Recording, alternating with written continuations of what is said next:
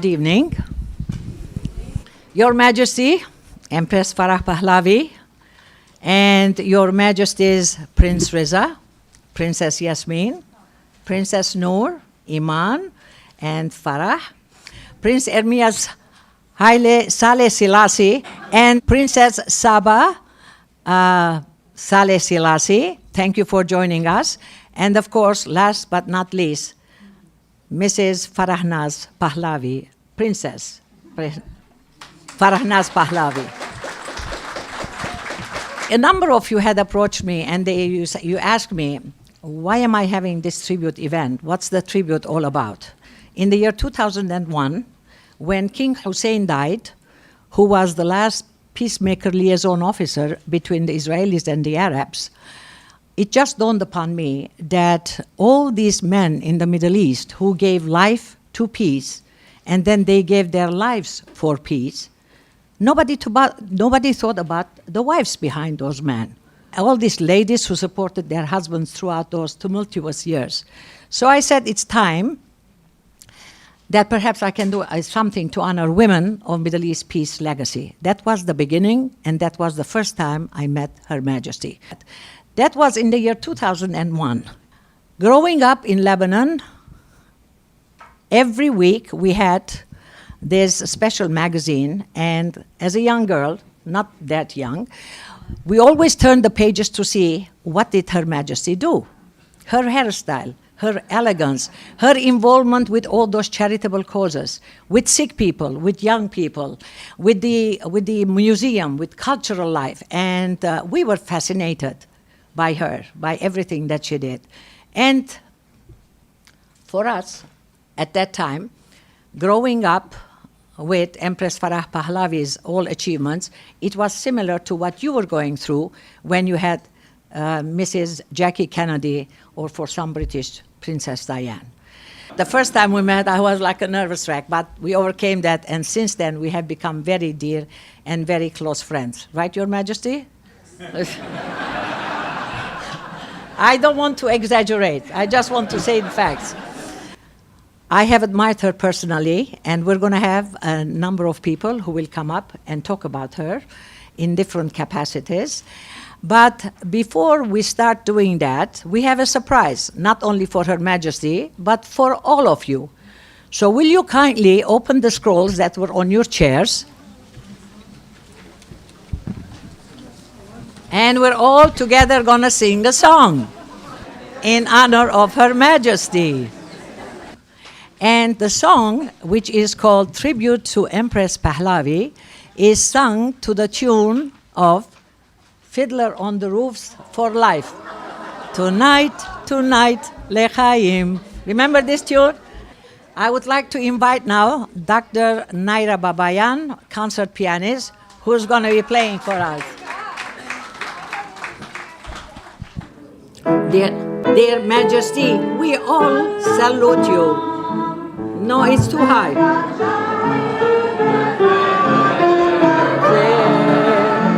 And we're thrilled to participate and help you celebrate your special tribute today. Dear Majesty, you're very distinguished. You're a woman of valor and style. You're so skilled with the human race, charming and full of grace, always with a smile on your face. Your kids, compatriots, and family all gather around you happily, and we toast you as we stand, 'cause we know you're truly grand. Hold on, and happy years.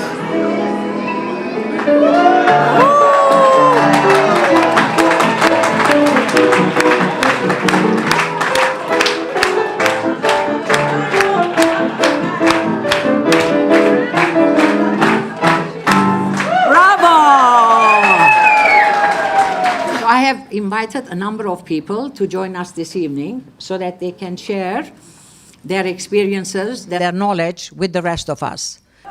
I'm going to start by inviting a lady who has been the first woman in the Middle East and the second woman in the world who has served as Minister of Women's Affairs. She, at the present time, is the Executive Director of the Foundation for Iranian Studies, and also she's the President of the Women's Learning Partnership, an international organization that works to train women for leadership positions. And please help me welcome Mrs. Mahnaz Afkami. Shab Bekhair. Good evening. Thank you, Annie, for putting together this fantastic occasion for our Queen. I want to say that it's really a wonderful but also a daunting task to speak about Empress Farah. There's so many narratives strands in her life. There's one that is the stuff of fairy tales, the lovely young woman who was nurtured by a loving single mother, taught to be active and courageous, a winner in sports competitions, a model student, soon to be swept up to a castle at the foot of the Alborz Mountains, as bride to a king who had 2,500 years of history to uphold. Another is the young woman who wished to make things, not pastries, not sauces, buildings. And she was an architect schooled at the Sorbonne who came to be in a position that she used to advantage to help save the architectural heritage of her country and positively impact its modern urban design. Both of these stories are true, but not nearly adequate. The more accurate narrative is that of a modern professional woman who used the privileges of her position to make lasting contributions to every aspect of her nation's life. She founded and guided over 30 charitable and educational organizations, including orphanages, environmental initiatives, schools, libraries, festivals, and museums. One of the museums she founded, the Tehran Museum of Modern Art, recently opened after 30 years of being shut. It contains the greatest collection of Western modern art outside Europe and the United States. We have in this room several of the people who enjoyed her thoughtful and sustained support in her innovative and important work. Dr. Leila Diba, who helped create the Negaristan Museum, a beautiful treasure trove of Qajar art, and Dr. Feridun Allah, who founded the first national blood transfusion service. It takes volumes to describe all that Queen Farah did for her country and the impact she had on Iran as a working queen, as a role model who combined the best of our cultures and traditions of family and community cohesion with the responsibilities and contributions of a professional modern woman. I think it best to use the few minutes I have to tell you about her by giving you a few short glimpses of my own first-hand experience traveling with her throughout Iran. Imagine a small town at the edge of the desert where we sat in the mayor's living room with windows opening to the beautiful mountains in the distance. The mayor spread the blueprint on the table in front of the Queen, showing what he proposed to build at the center of the city. A huge, tall monument that dwarfed the greenery and trees around it and blocked the view of the mountains. She smiles and said, "This looks good. Perhaps it could be a little lower." The mayor penciled in a cut at the top. The Queen said, "Perhaps even a little lower." The guy cut some more. The Queen said, "This is much better. but maybe even a little more, like this. And she picked up the pencil from the table and just cut down that whole monument. And this was quite reasonable by now. The city had its view of the mountain, and the mayor never tired of describing how graciously the Queen participated in designing his monument.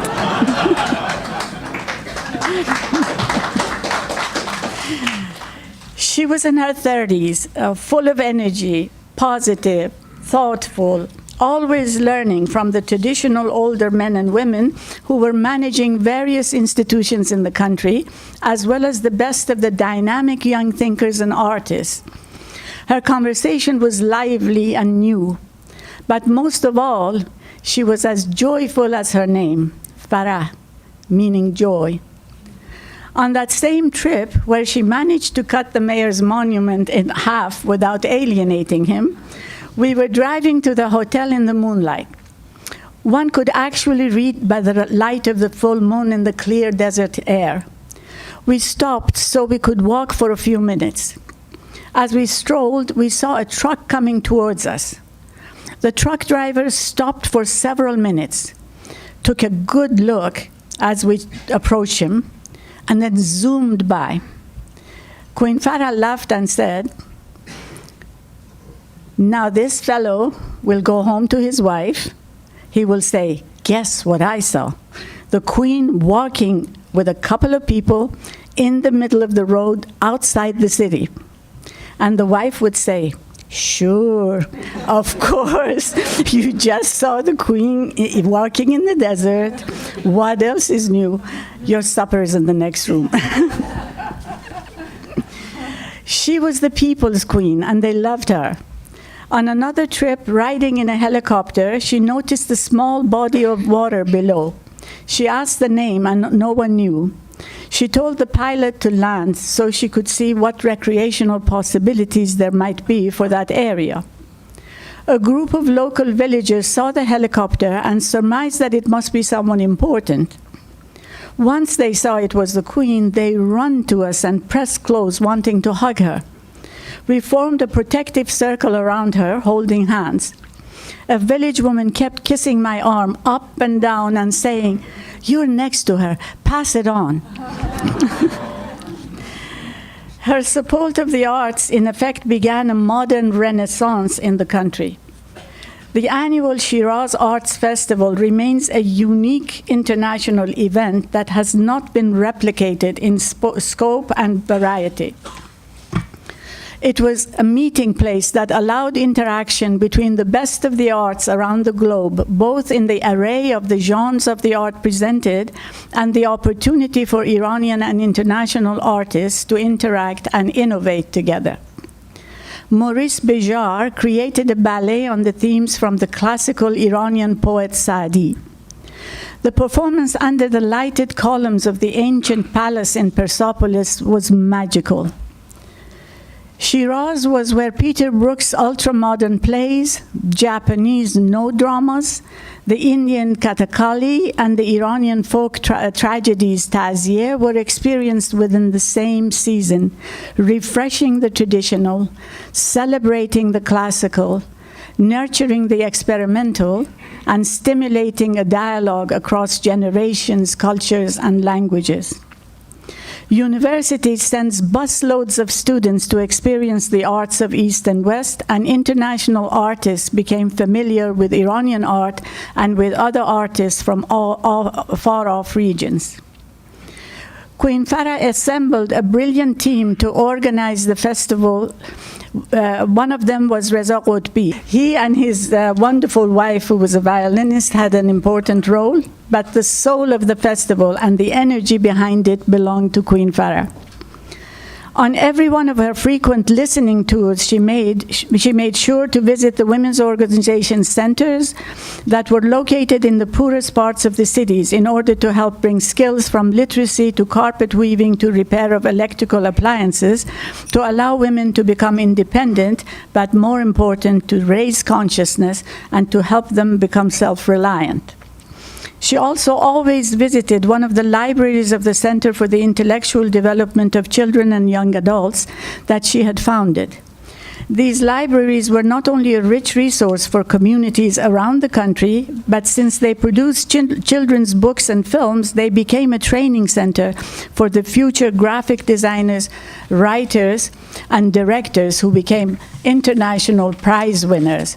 Among them, our beloved director, the late Abbas Kiarostami. The center held an international festival that helped Iranian artists to interact and exchange knowledge with their counterparts abroad. On one of the Queen's visits to a small town in the southern province of Khuzestan, she toured the children's library and spoke with children and adolescents who were taking classes. She asked the 12-year-old girl, "How do you like your new library?" The girl looked up from her drawing and smiled and said, "It's great, but we don't have cinematography."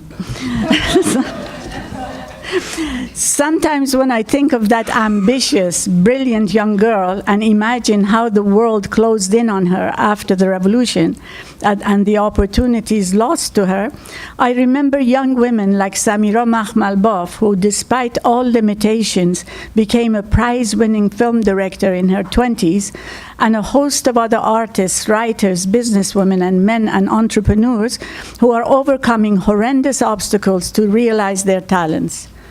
The Queen's work and her service based on love of her people and her country lives in these women and men decades later, as our esteemed and courageous poet Simin Behbahani has written, and I'll quote, "Let green spring burst forth, let green flora come alive, let joy, farah, fill the heart of all who are grieved by this morbid ashen fall." Thank you, Your Majesty, for all you have done. Thank you. Thank you. It's my pleasure now to introduce Prince Reza Pahlavi. Prince, you may come step this way if you would like. Who is the eldest son and heir to the throne.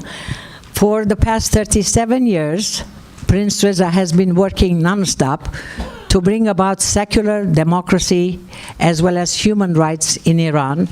And he's been heavily involved. Yes, let's give him a round of applause.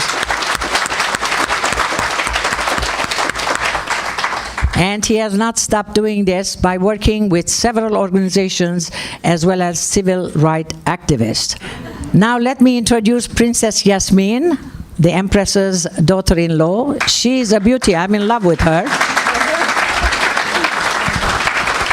She is the mother of the Empress's 3 lovely granddaughters. She is a lawyer by profession, and she is also an activist on children's issues and rights as well. And here comes the gorgeous 3 grandchildren. Princess Noor, who graduated from Georgetown University. She works and lives in New York in commercial real estate investments and developments. She is also very active with humanitarian causes, and she works with an organization called Acumen. The next daughter is Iman. Iman is a graduate from Michigan University, and she is a digital media expert, and she's working for a special account for BMW. And here comes the youngest one, Farah, named after her grandma. Not only she is named after her grandma, but she has inherited the, let's say, the sport athletic talents of her grandma, because she loves to ride horses, ski, scuba dive, play lacrosse, and many, many other things. So now, ladies and gentlemen, here is the family, and they're going to each one say a few words to us. Thank you so much. Good evening, everyone. When we think of the word mother, what comes to mind? The gentle touch of a smiling face who unconditionally is there for you. The one who is, throughout your life, an element of support and stability. And yes, far too often, a source of inspiration. But what happens when you have to share this person with millions of people? My mother has been much more than one to myself and my siblings. She has been a mother to generations of Iranians. Even today, for tens of millions of young Iranians who never lived during her reign, she is perceived as a mother figure. Her legacy is now etched in stone. In this short time, all I can say is that despite all the hardship and tumultuous events and tragedies in her life, she has managed to maintain her strength, courage, and above all, her dignity.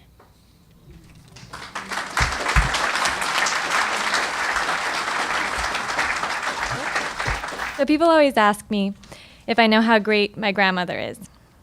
There are 3 people I genuinely believe are angels: my dad, Amme Faranas, and my grandmother. When I see my dad and Amme, I often think, you are so deeply good. How could the world leave you intact? It's as though they fell out of the sky and were not wired like other humans. Having angels like this in your family with not a manipulative or bad bone in their body is a recipe for anxiety and overprotectiveness. Luckily, I also have a third and different kind of angel in my family, my grandmother. And she is a constant source of calm and peace. As her granddaughter, I've spent a lot of time with her and can thus recognize the signs that she is in fact superhuman. She is kind to all living things. She never kills bugs, only moves them, always concerned that we will scare them. When Iman and I were little, she would take us walking outside in her garden at her house in Greenwich. And we would visit all of the trees, hug them, thank them, respect them. This has stayed with me. It's a really useful skill, being able to draw strength from trees. My Mama Yaya is essential to who I am and who I hope to become. She is central to all my earliest memories, and she is the one force of consistency in my life, consistent joy, love, and inspiration. So to those who ask me if I know how great my grandmother is, I would say this: I definitely noticed. And I certainly understand the unique privilege it is to be shaped by someone so fundamentally pure, intelligent, kind, selfless, and wise. I don't know who I would be without her. That's it. My grandma is such an inspiration to me, Noor, and Farah, as she is to us all. Not only is she always there for us to lean on and to dispense her wisdom, she has also taught us by example what strength really is. She has suffered more tragedies and life upheavals than anyone I know. One would have expected her to have become bitter to life or resentful. However, as we all know, she is the complete opposite, a true example of quiet, enduring strength. She spends her days and nights getting lost in her thoughts about Iran and how to help her people find liberty and happiness. She dedicates her days to writing emails and making surprise phone calls to people who are overjoyed to hear her voice. You can tell that being in touch with her people gives her so much happiness. I remember one time in Montgomery Mall, we were stopped by a kind woman who was in tears when she saw my grandmother. Of course, my grandmother immediately embraced her, shared stories with her, and at the end agreed to basically have a photo shoot in the middle of Nordstrom's with her. Once we walked away, I asked her if it bothered her when she gets stopped by people in public. And immediately she looked back and said, "Absolutely not. This gives me the most joy in life and gives me the energy to keep going." My grandma represents grace, humility, empathy, dignity like no one else in the world. She really is my biggest role model in every way, and I can't imagine where I'd be without all her love and caring attention through life. I became a part of your family at the age of 17. I've therefore had the good fortune and privilege to have had you as a mother figure for over 31 years. I could speak for hours about what you have meant to me, but of course this forum doesn't allow for that. So instead, I want to thank you for showing me that one doesn't need money, a crown, or a throne to be a queen. You're always kind, gracious, and respectful, no matter the occasion. You've helped me raise my daughters into the fine women they've become. You've always made time to love them, to nurture them, and to help them in all aspects of their lives. It might sound like a strange thing to say, but I think Reza, the girls, and I owe a thanks of sorts to the Islamic fundamentalists who changed the direction of your life. Iran's loss is our gain. We are indeed so lucky to have had the full force of your love and affection, for which I am eternally grateful.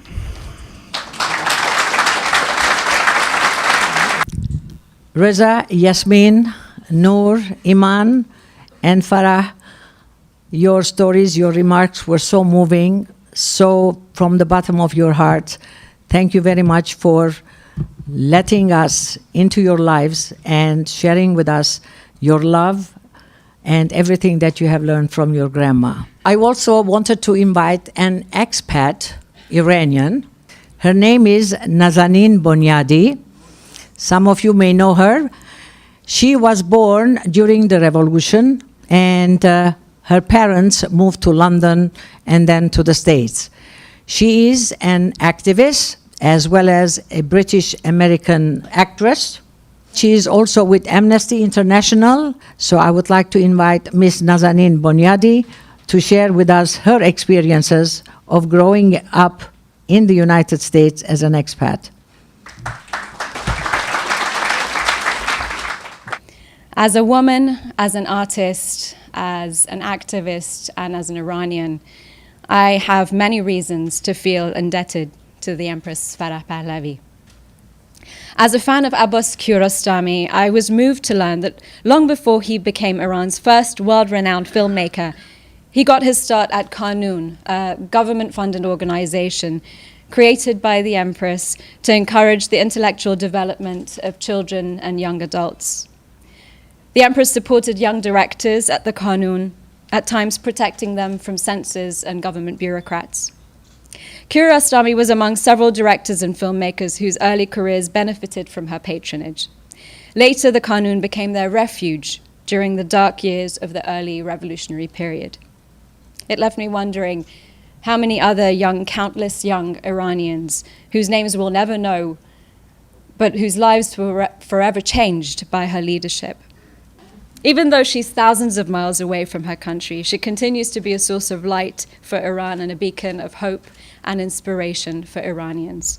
I want to close by thanking you for your strength, for your resilience, for your humility, for your dignity, and your unwavering love for your people. You will forever be the queen of our hearts. Thank you.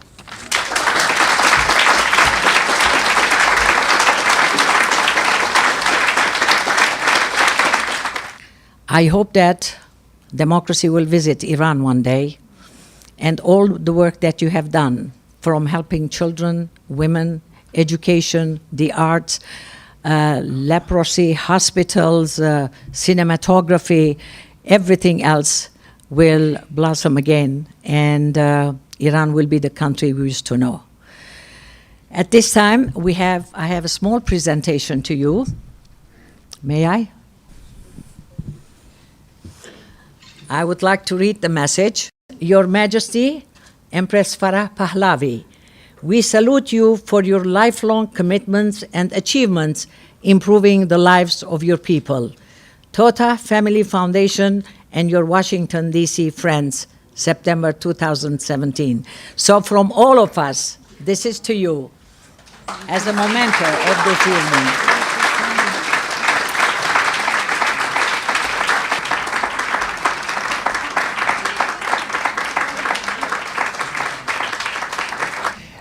Annie, I don't know how to thank you for your friendship, for your kindness, and this tribute to me, and for having gathered such a wonderful people and friends.